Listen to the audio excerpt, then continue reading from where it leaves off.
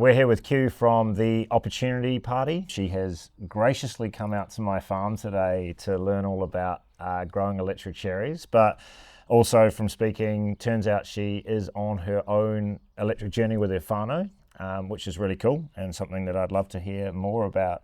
Yeah, what electric stuff you've got in your life and why you went down this path. Yeah, totally. So we came back from London about 3.5 years ago, my husband and I and our little baby at the time, and we hadn't owned a car for like the 10 years we'd been overseas, which was awesome. Public transport in London means you don't need that, but in New Zealand we realised that we needed to invest in a car. So an EV was kind of our first step on the electric journey. And honestly, the clean car discount helped us make that decision. It was a bit of a no-brainer at the time. And then last year we put in an electric heat pump system. We already had electric heating, but we wanted a kind of something a bit more efficient that was throughout the home. We were depending on lots of different, oil heaters and things like that. So that's made a huge difference to our house. And again, a green loan helped us with that. So it's been interesting thinking about how the mental hurdle of financing these things. And I think, the next step for us is solar panels. But at the moment, it feels like it's just another calculation that we have to figure out. And I know the economics is there and the payback is there, but it's just, life gets busy. It's another thing. Yeah. But I do think that, my husband Grant and I need to sit down and really think about it, because I agree with you, the numbers totally stack up. Yep. It's just that finding the time to do it. Especially as a political leader of a new political party. Not a lot of time at home at the moment. Not a lot of time to do spreadsheets around the dinner table at the moment. But so if there was a way to make that super simple, I think, for us as a family, and make it feel like it's just a no-brainer, whether that's, government support, backing, the signals, I suppose, that us everyday people need to have confidence in those decisions. I've seen that in my business career, where kind of, the flip-flopping a bit of government on some of these issues makes people hesitate and think, is this the right thing to do? Is this where the future is going? So I think really strong support broadly. It's one thing I've been encouraging the current government to do is really set a narrative about this. Is it the responsibility of every single whānau to do spreadsheets to work this stuff out, or can we set a narrative nationally about just how much cheaper it is to generate electricity on your own rooftop and pump that into the machines like your electric vehicles at home, and do, I just think the amount of money that we're spending on foreign sourced fossil fuels that we could be spending on homemade New Zealand electricity, it's just, again, there needs to be a narrative set that, we need to wean our economy off this. Going back to your electric vehicles, what was your, it was a new car for you. Was it the first time you'd had an electric vehicle? Yes. What was your experience? So we actually started looking at hybrids initially. We thought that electric vehicles were out of our price range, so we were looking at hybrids, and then we realized that we could actually, for the same amount, get an electric vehicle. And I love never having to go to the gas station. It is just really overbuilt pie shops now, aren't they? I feel very smug every time I drive past one. So that is a great feeling. There's obviously, the moral argument that I feel good that we're not, extracting fossil fuels to power that machine. And it's a great vehicle for our kids. And what do you have? What is the vehicle that you have? We've got a Tesla. Yep. I feel like we maybe need one of those stickers about Elon Musk that needs to go on the back as well. But it's good. And this summer we're doing our first kind of big road trip. We're driving all the way down to Palmerston North, where my husband's family are from, and then continuing down to Sounds like Marlborough a riveting South. fella. Palmy's great, actually. I was there last week, and there's a great tech startup hub. And just by saying that, you're going to have the biggest voter turnout for the Opportunity Party. It's going to be in Palmerston North. We need a good candidate. We do. Yeah, no, that is really cool. And just the one electric vehicle? Just one. Yeah, we're really trying to get by with one. I think living in London made us realise that we don't need to drive anywhere. There's a lot of health benefits and community benefits of relying on your local community Yes, and definitely. investing in public transport. So yeah, I think we're going to try really hard to stick to that. So I think the way that I like to explain this is that right now in New Zealand, 120,000 new cars, like brand new cars, are imported into New Zealand every year, and a very small percentage of those are electric. I think half of it is building better transport systems to mean that there's less demand for new cars coming into New Zealand. This is not even including the second-hand Jap imports, which are never electric or very rarely electric. But also for those that do remain, that are going to continue to be purchased, we need to make sure all of those, are obviously electric. And so it's attacking that from both angles. Yeah, totally. One of the things that, when you buy a new vehicle, it's not just about the upfront capital cost and what the vehicle is. You're also committing to 15, 20 years of an energy source. Yeah. That energy source could be diesel, it could be petrol, or now it could be electricity from the grid. Or if you add solar panels to your roof, it becomes electricity from your own rooftop. And all of those have different economic pricing points. But I'm so excited now that with small electric vehicles we're at parity now, and they keep getting cheaper. And I'm very, very excited about the role that your electric vehicle could one day play in running your home. To support New Zealand's energy system, but also just in terms of resilience. If there's ever a large Auckland power cut, which we've known has happened before, that you'll be able to run part of your home off that vehicle, which would be pretty exciting. So we're working heavily on that front. What about your cooking? What do you have? We have induction cooking, and it was electric, a very old electric hob before, and we replaced that with induction. I always did have gas growing up, and being half Chinese, I think there's like a perception that gas is the best for cooking, I don't know, hot food, stir fries and things. But induction's awesome. It's so easy to use. I think it's come a long way in terms of the technology now. So, are you Chinese on your mum's side or your dad's side? My dad's side. And do your dad's family come along and use the induction cooktop at home? Yes, I have been. I've been raving about it. Yeah, Dad's still probably a little bit pro gas. But he was amazed last Christmas. We were all round at our place, and I was showing him how easy it was to go up and down very quickly. And his stir fry tasted just as good, did it? Yeah, I think we were making pancakes. Yeah, okay. Yeah. Still with, need to turn that heat down quite quickly when you start burning the pancakes. So it was good. That's a really good segue into one of the things that's happening in New Zealand at the moment, which is Vector has just talked about how there's not really going to be any new gas connections from the turn of the decade, really, or 2029. New Zealand has obviously got a gas shortage at the moment. The current government's trying to somehow miraculously fix that with $200 million worth of government subsidies to do exploration, and looking at like importing liquefied natural gas, which is even more expensive than gas is at the moment. So my personal view is that gas is old technology. It's rather inefficient, and getting it out of our homes is one of the best things that we can do. Has the Opportunity Party thought about this at all, and what the future of New Zealand home energy is going to look like? Yeah, totally. And I think the biggest thing here is an equity discussion. Often they'll, the lowest income homes will be the last to shift off these things, and it's great for people who can afford to electrify their homes and buy new appliances, get new induction cooktops.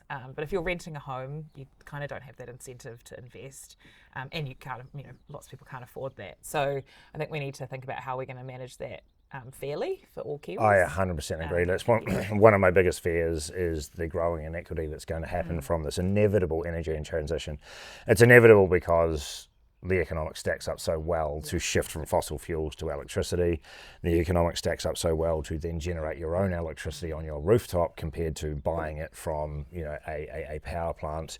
And there'll be a mix of that, right? Like, I'm not saying disconnect from the grid, because that would be very expensive, but bringing down your cost of power massively with panels on your roof is pretty exciting. But the other thing that I think is part of this energy transition is not just moving from fossil fuels to electricity. It's also actually moving from large energy companies to much more of this energy sovereignty, I guess, being owned or by the people, or the way that I would see it, giving power back to the people, which I know is a bit of a pun, but yeah, you get the idea. Some of the policy ideas that you guys have on supporting all of New Zealand through this energy transition is something that I'd love to chat about. Yeah, so what are some of the potential policy ideas that Opportunity has to just ensure that this transition is fast and equitable? Yeah, I think we one of those things is about addressing the cost of living with our citizens' income. So putting more money back into people's pockets to afford the high prices that they already are. Our energy bills are already really expensive and have increased much more than our wages have over the last couple of decades. So there is something about supporting people now with that. And then, I think our energy market needs big reform, but that's also going to take quite a long time. So I do really like, what you guys are talking about with the ratepayers assistance scheme and making that just a no-brainer for people who might not be able to put more money on their mortgage, but can do it through that means to make that investment now. I think that's really something that's important. And I think at a really high level, going back to the flip-flopping thing, it's like we need to build a vision that Kiwis believe in, and this is where we're going. Like we are, we could be the most electrified, cheapest renewable energy country in the world, and that's in our DNA. It's kind of what we're built on and people know us for. We're starting to lose a bit of that reputation internationally, and if you look at countries that have done really well over the last half a century, somewhere like Ireland, we're not going to have the same economic growth kind of plans as them because they're not in the same sort of geography and things. But what they did really well is they set a vision in the 90s and everyone got behind that. Businesses, government, community, people, they knew where they were going. And at the moment it feels a bit like New Zealand doesn't know where it's going and we're all fighting. Where are we going to be? So like let's just you're going to be wildly successful with this new vision that you're setting. Where do you want to take New Zealand? What are we going to look like in 2050 by the time Love that. Yeah. That's exactly what we're talking with Kiwis about at the moment. I think it starts with our love of nature and our love of innovation. I think those are the two things that we hold so dearly to us as Kiwis. And so that is building an economy that is built on renewables, on looking after nature, and all of the innovation that goes into that. Like that's why I love this electrification journey, because it's just as much about innovation and new business as it is about cost of living and making things affordable and fair for Kiwis. So I think it's an economy of businesses that are built on that and showing the world what it means to look after our beautiful backyard and grow wealth at the same time. I don't think many New Zealanders are going to disagree with a 2050 that's really electric and really like native forests, covered in native forests with our native species back flourishing again. So, but that does take, big, bold steps now Correct. To do that. And, I agree. It's easy to talk about these things and say, yeah, of course, we'd love to live in that utopia. But if we take backward steps from there, the more that we keep wasting time flip-flopping, backtracking on things now, pushes that vision further and further away. So keep the vision, and then how do you eat an elephant? One bite at a time. Exactly. Love it. So one of the things that we talk about at Rewiring Aotearoa is that we want everyone in New Zealand to make 6 good decisions over the next 15 years. I think the economics now are an absolute slam dunk for household machines, which means when your next fossil fuel machine breaks, via your hot water system or your heating for your rooms or maybe your cooktop or maybe your car, that the next one of those is electric because it's in your economic best interest to do that, but also in the best interest of New Zealand and the climate as a whole. And then the other 2 decisions on top of that are, of course, adding solar and batteries to the home as well. And it sounds to me like, are you 4 out of 6 decisions on the way through your journey? Yeah. We just need to send this video to my husband, Grant, and we'll have a chat over Christmas, and hopefully that will be early in the Cool, year. but I mean, the thing is that one of the big mistakes I think that the climate movement has made in general is we guilt people into doing things, totally. and it's a really negative narrative around the future being something that's full of doom and destruction and all that stuff. And I think, to some extent, the awareness of that is super important. But on the other side, the future is also very exciting. It's cheaper energy bills, it's more energy, it's more comfortable lifestyles through this energy transition that's happening. So I think that's really cool. We don't want to be. There'll be some MPs that I'm talking to on this political power series that haven't started yet, but they're interested. They still qualify because all we're doing is talking about this. And so you're 4 out of 6. That's not a grade. That's just where you are on your journey to date. And you have to remember, only about 3% of households in New Zealand have rooftop solar at the moment. So you're part of the 97% that haven't got a 6 out of 6 score yet. Yeah. That's absolutely fine. That will happen when you and Grant are ready for that to happen.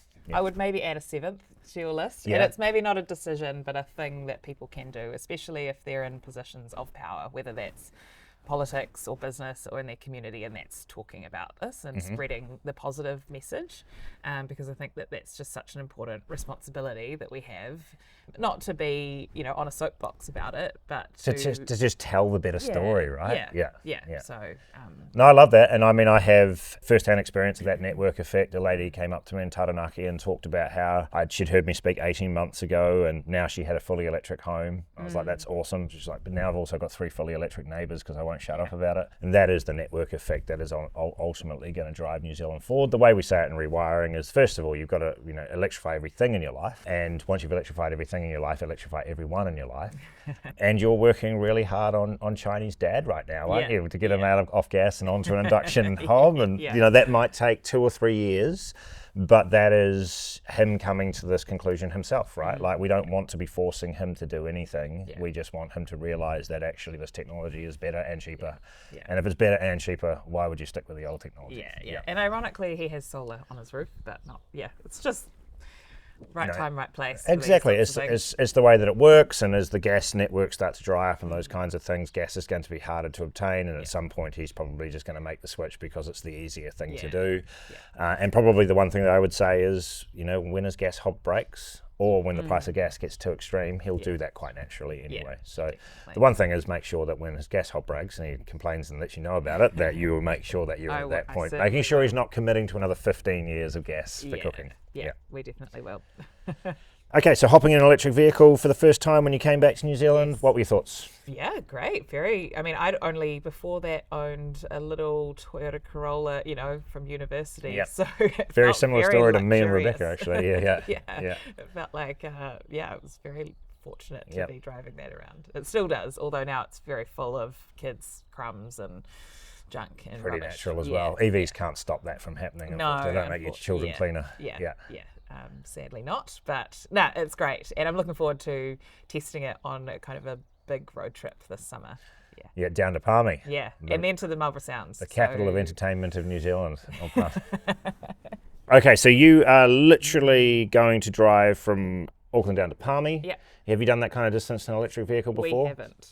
What are your honest thoughts on doing this? So our plan was originally to do an overnighter halfway, partly because I don't know if the kids can last 6 hours in the car as well.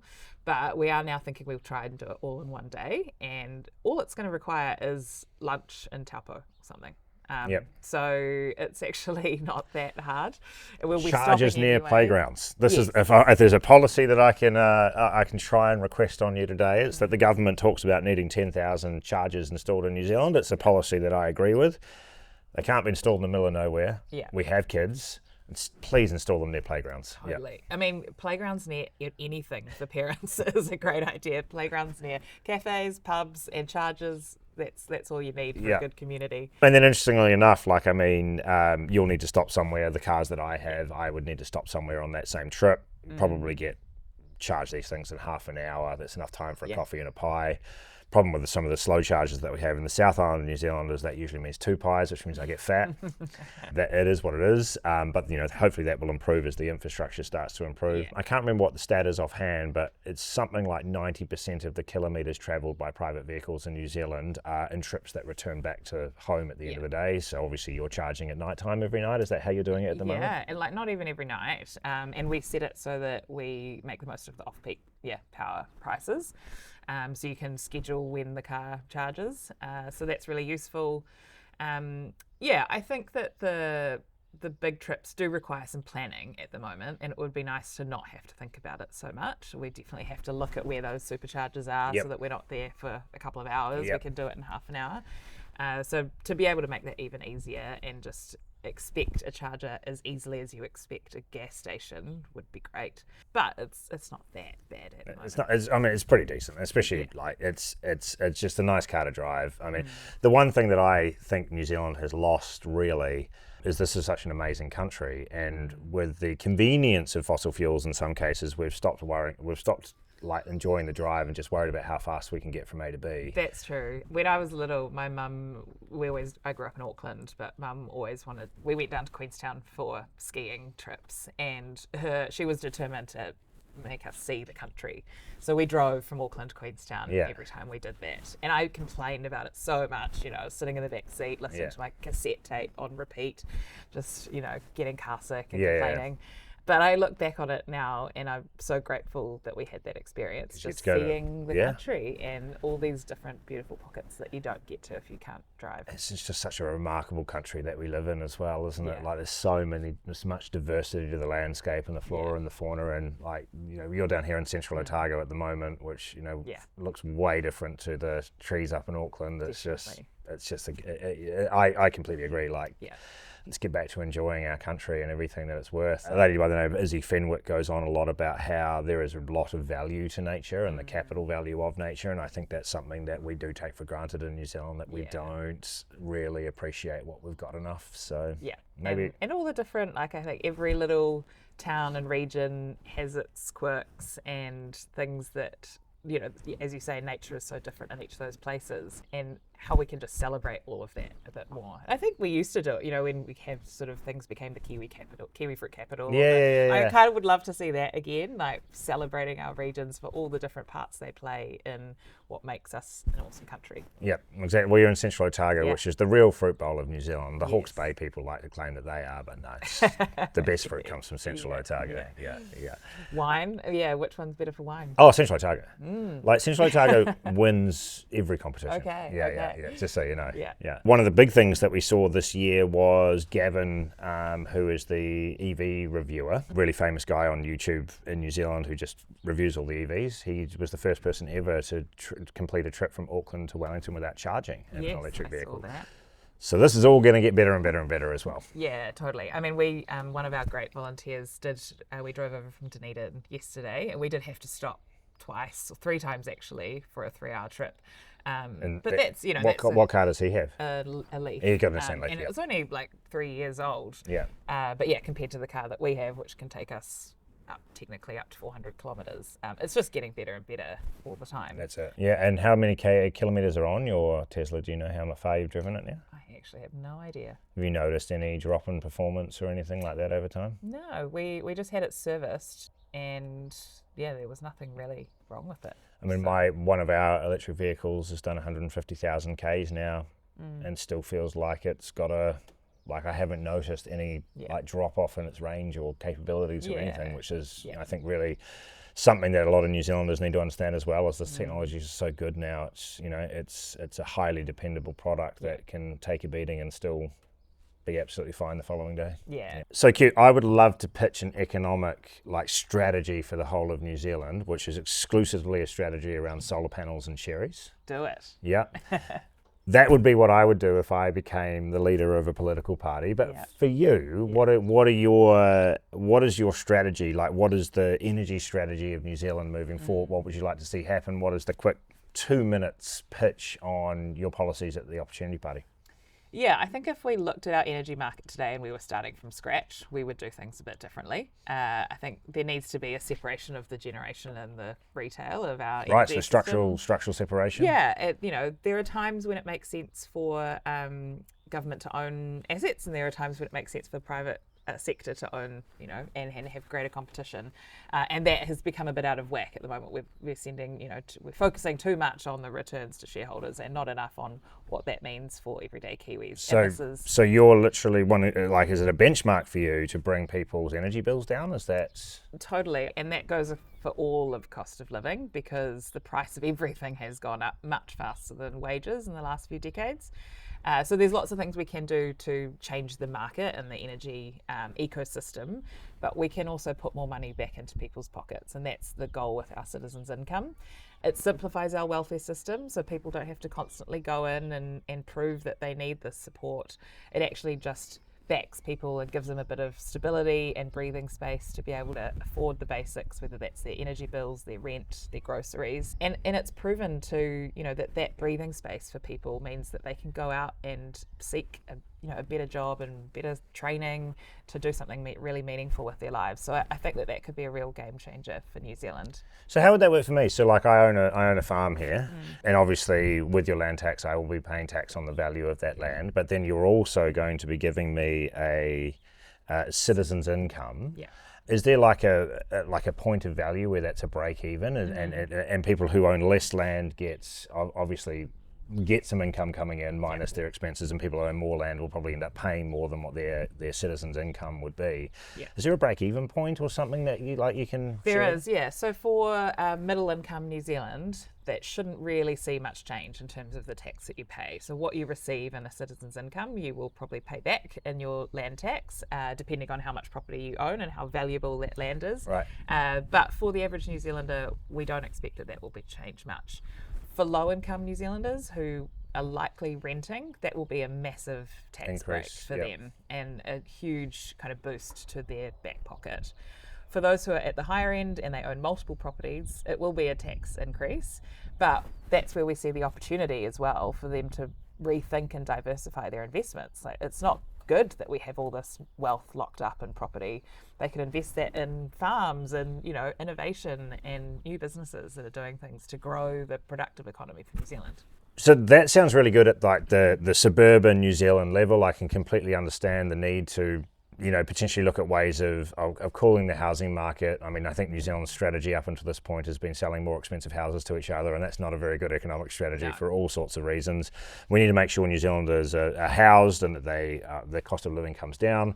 So I get the argument at the urban level, but I'm a farmer.